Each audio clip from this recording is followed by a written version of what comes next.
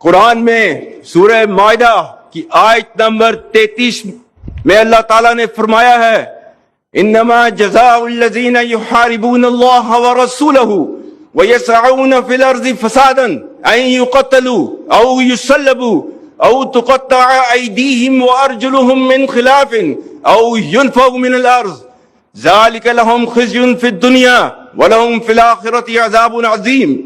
اور اس کا ترجمہ ہے بے شک جو لوگ اللہ اور اس کے رسول سے جنگ کرتے ہیں اور زمین میں فساد انگیزی کرتے ہیں ان کی سزا یہی ہے۔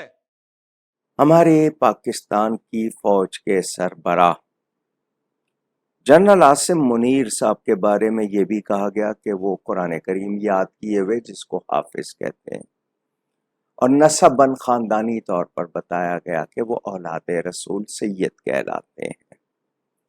انہوں نے سورہ مائدہ کی آیت جو پڑھی تھی، میں ان کی بارگاہ میں ادب سے عرض کرتا ہوں، بڑی اچھی بات ہے، آپ نے عمدگی سے تلاوت کی، پتہ چلا کہ واقعی آپ قرآن صحیح پڑھتے ہیں۔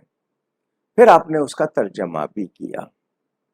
بتائیے یہ صرف پبلک کو سنانے کے لیے تھی آیت اور اس کا ترجمہ، یا یہ کہ اس پر باقاعدہ عمل ہوگا؟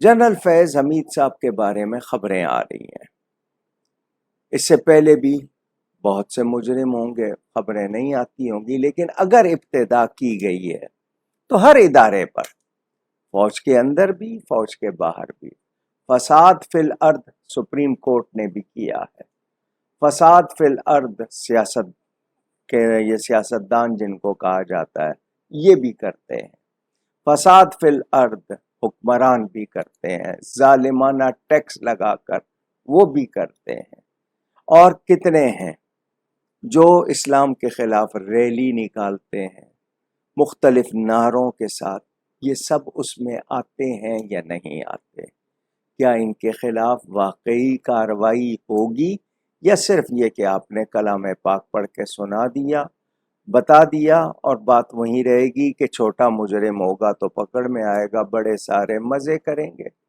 کس کو کس بات پر ایوارڈ دینا چاہیے، کس کی کس طرح حوصلہ افزائی کرنا چاہیے، مدارس کو کس طرح نشانہ بنایا جا رہا ہے، مساجد پر کتنے ٹیکسز لگائے جا رہے ہیں، دین کے حوالے سے کوئی رعایت، کوئی لحاظ نہیں کیا جا رہا۔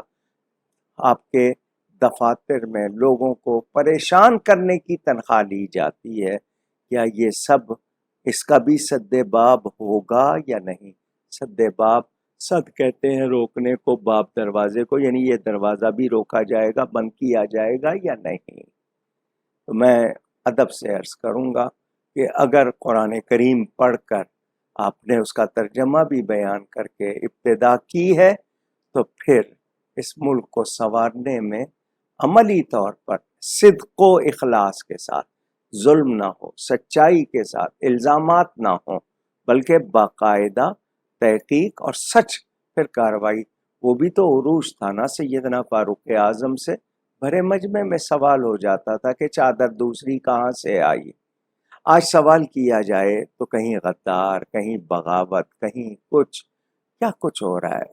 قوم پس رہی ہے، سہولتیں نہیں ہیں، نہ تعلیم کی، نہ صحت کی، نہ غذا کی، اور یہ جتنا آپ کا ماحول ہے، سڑکوں کا حال کیا ہے، کچھ ہو رہا ہے۔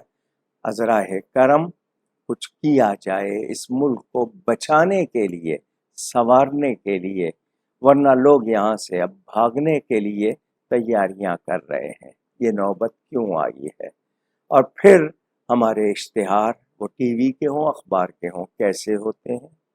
خبروں کی کن چیزوں کو نمایاں کیا جاتا ہے، غیر مسلموں کی باتوں کو کس طرح ہائی لائٹ کیا جاتا ہے، ان سب پر بھی نظر کیجئے۔ کوئی متفقہ، کوئی ایسا ادارہ بنے کہ وہ باقاعدہ ان خرابیوں کو نوٹ کر کے ان کا علاج کرے۔ امید ہے آپ توجہ فرمائیں گے۔